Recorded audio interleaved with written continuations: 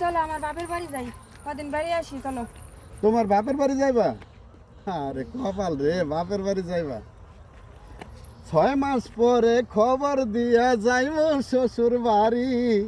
হারে 3 দিন বেড়াইয়া আইমু তাড়াতাড়ি।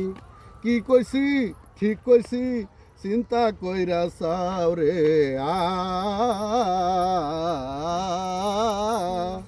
শ্বশুর বাড়ি যাও রে, বালা বালা খাও রে। 2-4 দিনের বেশি থাকলে পিসার বাড়ি খাও রে।